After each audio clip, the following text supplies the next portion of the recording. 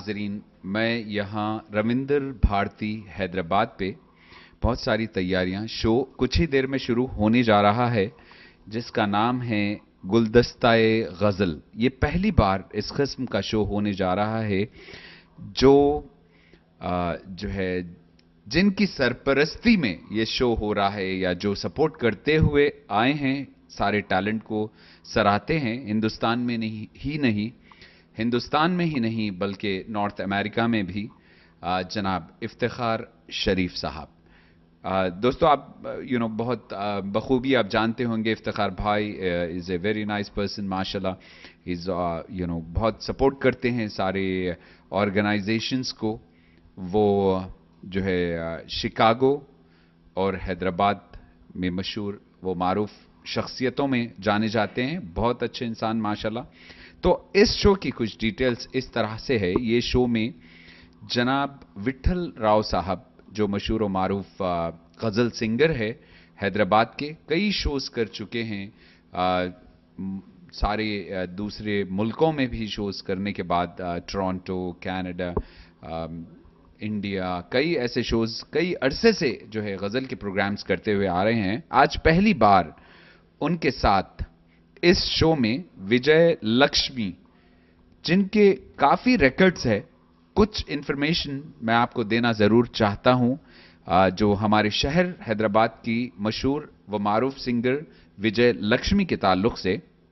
सबसे पहले तो वो शहर हैदराबाद से हैं और वो बहुत छोटी थी, तकरीबन 8 साल की उम्र से वो गाती हैं और लिम्का बुक ऑफ रिकॉर्ड्स की विनर है, जो नॉन स्टॉप 24 आवर्स गाई है इसी जगह रविंद्र भारती में। तो और कई शोज की विनर है, सारे गामा पा, टीवीएस में रनर अप और मेरी आवाज सुनो की विनर।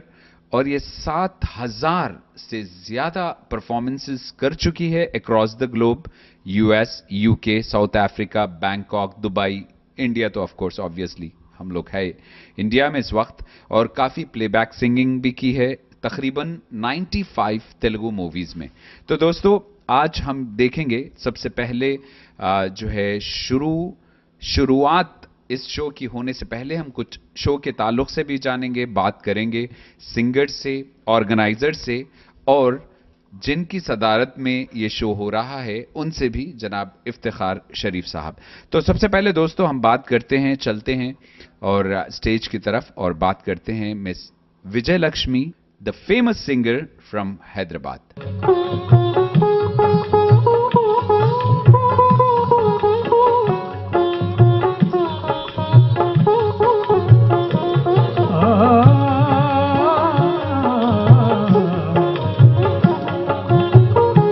तो दोस्तों, आज हमारे साथ विजय लक्ष्मी, हमारे शहर हैदराबाद की। एक बड़ी खास बात है इनकी, जो जानती हैं 7 जुबानें, 7 लैंग्वेजेस शी नोज। तो चलिए मिलते हैं, बात करते हैं विजय लक्ष्मी से। हाय। Hi, Thank you very much for your time, actually. and thanks to you too. Okay, great. So we are proud, to have you, especially being a Hyderabadi. We are proud to have you and about your performances and all.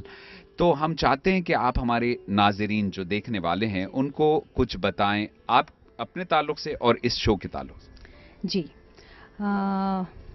मैं तो बचपन से हैदराबाद, मतलब हैदराबादी कह सकते हो आप मुझे, एंड मेरा बचपन हैदराबाद में ही बीता है। और I had my education and everything in Hyderabad. And पैदाइशी मतलब मेरे I was born into music family because my parents, मेरे मदर फादर दोनों भी क्लासिकल सिंगर्स हैं, तो it's in the family. And बचपन में ही मुझे कर्नाटक म्यूज़िक का बहुत, सिंगिंग का बहुत शौक था, तो मुझे कर्नाटक म्यूज़िक सीखी थी मैं।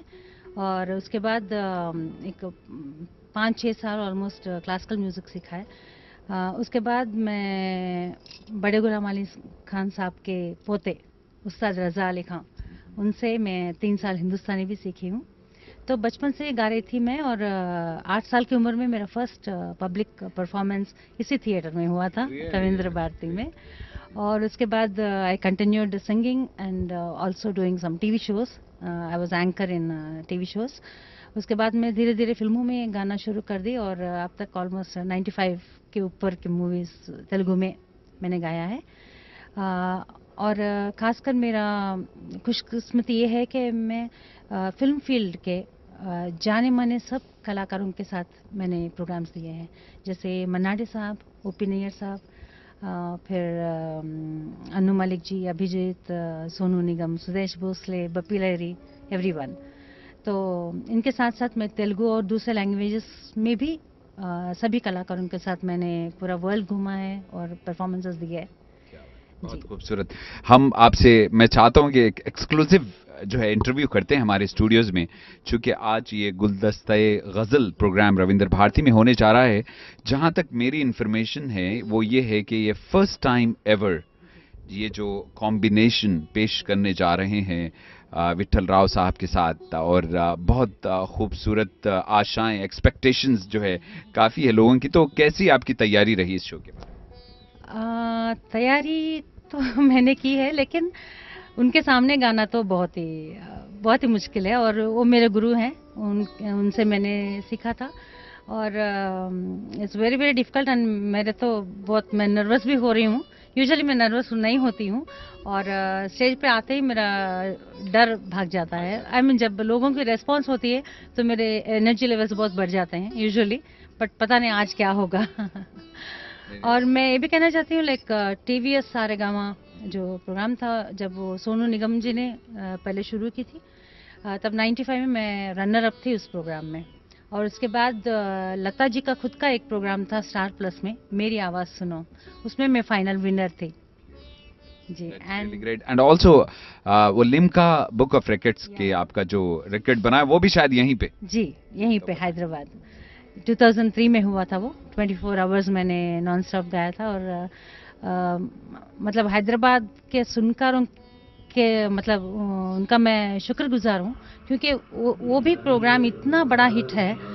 वो तो सिर्फ हैदराबाद के लोग ही उतना तारीफ मतलब सुन सकते हैं, अच्छे म्यूजिक एंजॉय कर सकते हैं। चलिए हम लोग फिर आपसे जरूर बात करेंगे। We wish you good luck and will see you in action. Thank you so much. Thank you. Good luck. Thank you.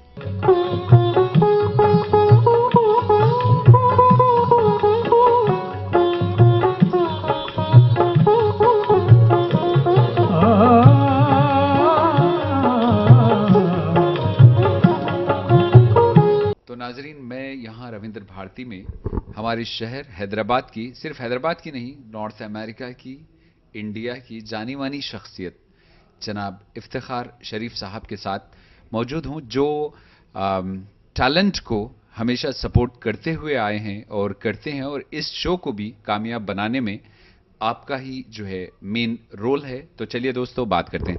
अस्सलाम वालेकुम। वालेकुम सलाम। सबसे पहले तो बहुत बहुत शुक्रिया जो है आप टाइम दिया आज हमारे साथ बात करने के लिए, तो थैंक यू वेरी मच। जी जी शुक्रिया, और ख़ास तौर से मुनसिफ का मैं बहुत शुक्रगुजार हूँ कि उन्होंने यहाँ पर आए और प्रोग्राम को कवर किया, और एडवर्टाइजमेंट में काफ़ी हेल्प रही मुनसिफ की तरफ से, और डॉक्टर हैदर मोहम्मद के जो है हम बेहद शुक्रगुजार हैं। उसी तरह खान लतीफ़ खान साहब का भी बहुत बहुत शुक्रिया अदा करते हैं। माशाल्लाह, आप जो है काफ़ी सोशल कल्चरल एक्टिविटीज़ एंड जो टैलेंट के साथ आपका हमेशा से सपोर्ट रहा है। एक्चुअली आप अपना इतना बिजी स्केड्यूल रखते हुए भी जो है टाइम निकालते हैं, सपोर्ट करते हैं हर तरीके से, तो ये आप कैसे जो है मैनेज करते हैं, इसके ताल्लुक से कुछ? Well you know, organisation is the main thing, के ऑर्गेनाइज रहना चाहिए, कि इंसान कभी भी बिजी नहीं होता, टाइम निकालना ही पड़ता, और निकालने वाला ही बिजी होता है।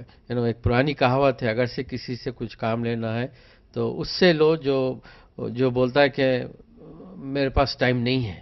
यू नो, अगर से वो टाइम नहीं है बोल रहा, तो मतलब है कि वो बेकार है। अगर से जो काम करने के लिए आगे बढ़ के कर रहा है, तो उससे जो है वो काम भी करेगा, और वो जो है काम में भी आएगा अपने हम सब के लिए। माशाल्लाह, आप काफ़ी ऑर्गेनाइजेशंस से भी जुड़े हुए हैं। हर कोई चाहता है कि वो आप उनके बोर्ड ऑफ डायरेक्टर्स में हो एंड जो है लीड करें। तो I know quite a few organisations like that, जो FIA भी है, फेडरेशन ऑफ इंडियन एसोसिएशंस, तो इस ताल्लुक से भी आप कुछ बताएं। जी जी ज़रूर। Well, federation of Indian association एक बेसिक अम्ब्रेला ऑर्गेनाइजेशन है अमेरिका की, जहाँ पे शिकागो में, न्यूयॉर्क, कैलिफोर्निया, टेक्सास और फ्लोरिडा में है। हम सब एक ही मकसद और एक ही प्रोजेक्ट के लिए काम करते हैं। हमारा मेन है कि इंडिया और अमेरिका को रिलेशनशिप को स्ट्रांग बनाए, वेदर ये इमिग्रेशन के इशू हो, whether it is to do with the civilian nuclear deal हो, किसी किस्म के जो मेजर इश्यूज होते हैं तो हम वहाँ के कांग्रेसमैन से, सेनेटर से वर्क करते हैं और यहाँ पे जो है गवर्नमेंट को जो है सपोर्ट करते हुए यहाँ के एमपीज़ और यहाँ के सीएम्स और प्रेसिडेंट, प्राइम मिनिस्टर के साथ जो है वर्क करके बिल्स को पास करवाना और दोनों मुल्कों को करीब लाना, ये फेडरेशन का आज से 30 साल से वही है और वही काम अंजाम हो रहा है। बिसाइड उसके कि हिंदुस्तान में जो बड़ा प्रोग्राम होता है 15 अगस्त और 26 जनवरी का, वो हिंदुस्तान के बाद जो होता है परेड सबसे बड़ी निकलती है तो फेडरेशन ऑफ इंडियन एसोसिएशन की, जो न्यूयॉर्क में निकलती है, जिसमें 1.5 लाख लोग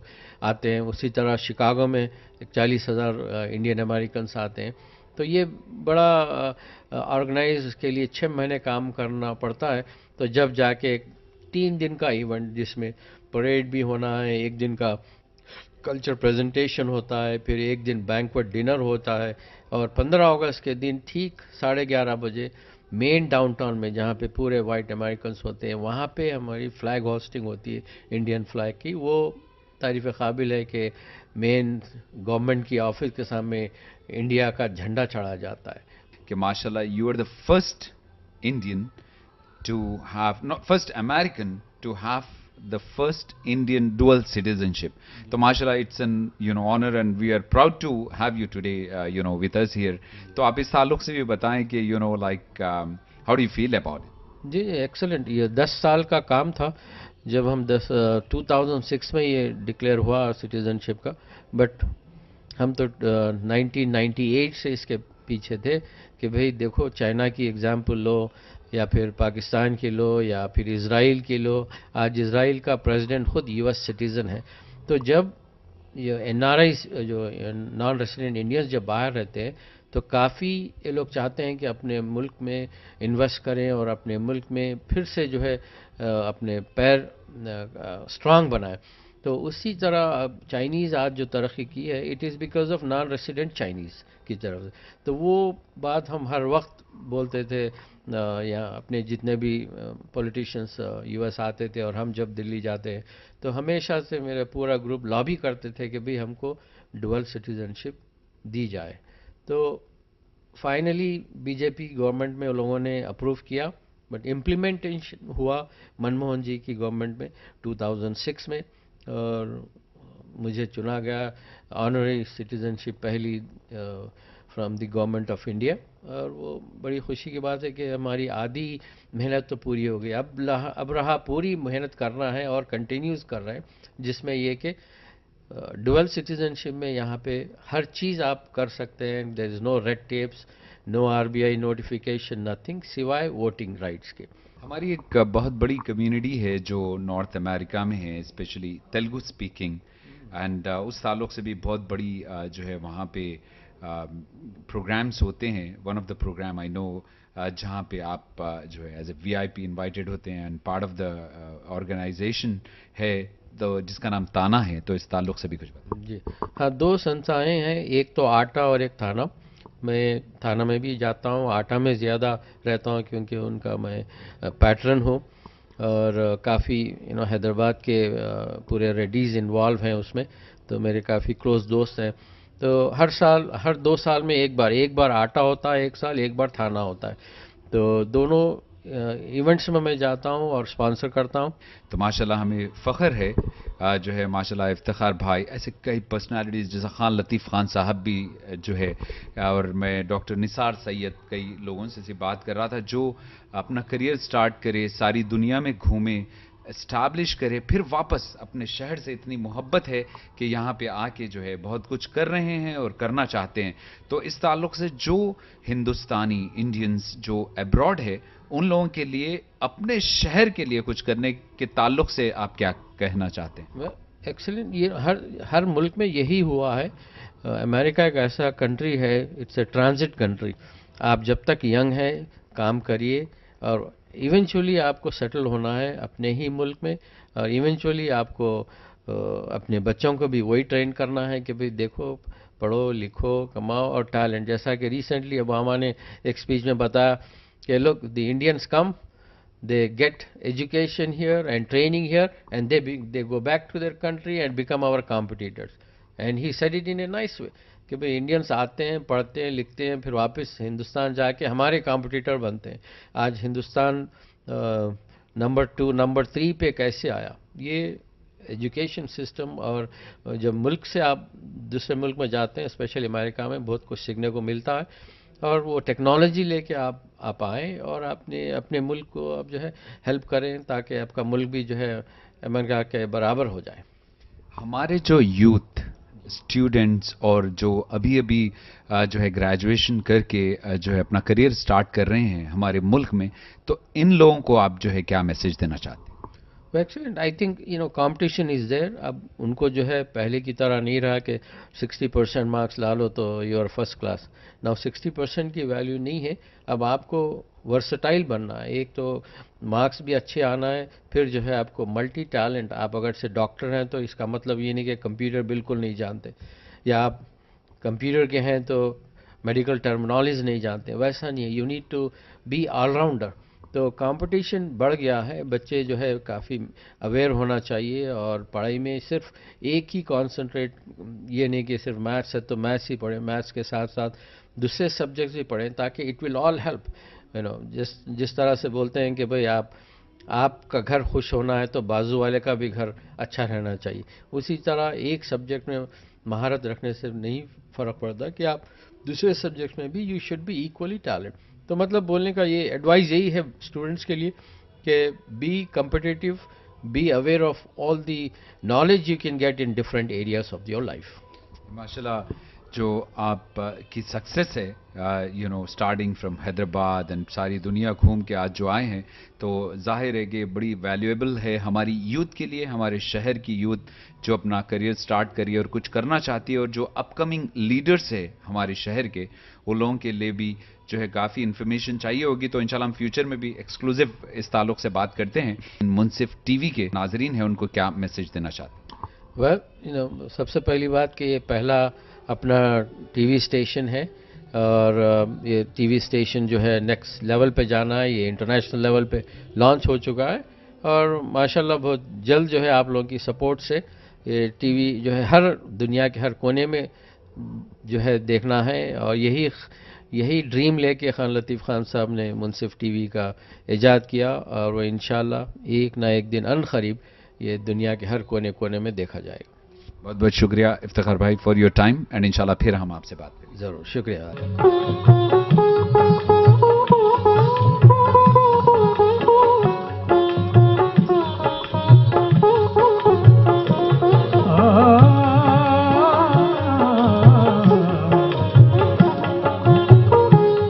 और देखिए मेरे बाजू इफ्तिखार शरीफ हैं, बिल्कुल शरीफ हैं। ऐसे कई अंजुमन को उन्होंने दाद दी है, और हमारे रमणा मूर्ति हैं जो Andhra Pradesh state cultural council के चेयरमैन हैं, और अच्छे उनका जो मिजाज है बिल्कुल शायराना मिजाज है, लेकिन लिखते नहीं। जो लिखते हैं उनको बढ़ावा देते हैं। अब देखिए इसके बाद, ये तो पहला आधा हो गया वो, अब बाद में है हमारे हैदराबाद के नामो निगार गजल जो गवैया हैं, वो हमारे विठल राव साहब हैं। अब मैं जो काम कर रहा हूं वो हमारे संजय किशोर का है, लेकिन मैंने उसको अपने हाथ में ले लिया। और इससे पहले मैं और चंद बातें कहना चाहता हूं। ये हमारे विंजमूरी सुजाता यहाँ की है, यहाँ पैदा हुई और बहुत बड़े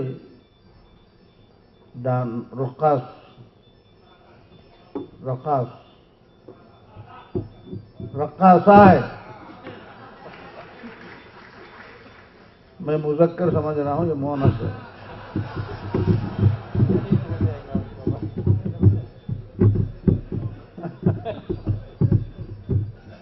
अब गजल के बारे में दो बातें कहना मेरा फर्ज है। गजल के माने हैं माशूक़ा से गुफ्तगू, माशूक़ा से गुफ्तगू। लेकिन बाद में क्या हुआ, बस जमाना गुजर गया, ये आशिक से भी गुफ्तगू हो गया है। लेकिन उर्दू जबान के लिए गजल एक बहुत बड़ा, उसको उर्दू जबान को खड़े रखने में गजल का अच्छा मुकाम है।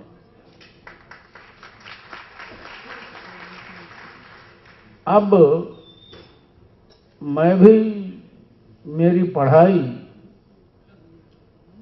बीए तक, यानी मेरी जरिए तालीम बीए तक उर्दू रही थी।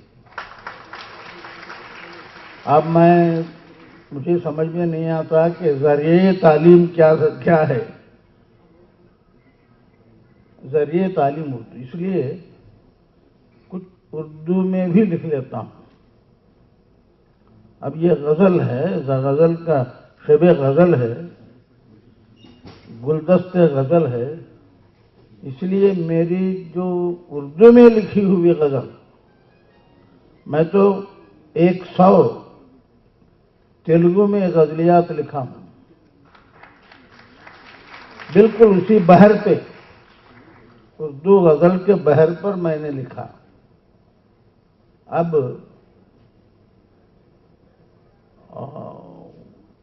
उर्दू में भी कुछ 10-15 लिख चुका हूं, क्योंकि मुझे, जरा सुनिए सबर, ये जो है, कभी मुझे मुशायरों में बुलाते हैं मेहमान खुसूसी के हैसियत से, तो उस वक्त मुझे उर्दू में ही बोलता हूं, मैं उर्दू में भी अपनी लिखी हुई बातें बोलता हूं। अब आज मैं मेरी जेब से छिपी हुई गजल के, अपनी गजल के चंद शेर सुनाता हूं मैं आपको। मतलब अर्ज है, जी रहा हूं मौत को लोरी सुनाने के लिए। मौत से घबराहट नहीं मुझे, जी रहा हूं मौत को लोरी सुनाने के लिए। खो रहा हूं मस्त धुन में खुद को पाने के लिए। जी रहा हूं मौत को लोरी सुनाने के लिए। शेर अर्ज है, ये गलत है कि खड़ी है राह खड़ी है। ये गलत है कि खड़ी है राह आगे गुलफिशां। ये गलत है कि खड़ी है राह आगे गुलफिशां। मैं चला कांटों पे मुस्तकबिल को लाने के लिए। मैं चला कांटों पे, हाय ये परवाज़ उड़ान, हाय ये परवाज, उफ हैरत ज़दा है आसमां। हाय ये परवाज, उफ हैरत ज़दा है आसमां। देख लो पर ठीक है धरती पे आने के लिए। बाग में अफवाह के, बाग में अफवाह के मुरझा गए हैं फूल सब। गुल हुए गायब, गुल हुए गायब, अरे फल बन के आने के लिए। और मख्तार है, घाव इतने हैं सिनारे, सिनारे मेरा तखल्लुस है और नाम भी सी नारायण रेड्डी, सी नारे। तो देखिए किनारे आप याद रख लीजिए तो सिनारे याद रहेगा। घाव इतने हैं सिनारे फिर भी क्यों गाते हो तुम। घाव इतने हैं सिनारे फिर भी क्यों गाते हो तुम। मश्क जारी है, मश्क जारी है कफन में गुनगुनाने के लिए। मश्क जारी है कफन में गुनगुनाने के लिए। जी रहा हूँ मौत को लोरी सुनाने के लिए। शुक्रिया।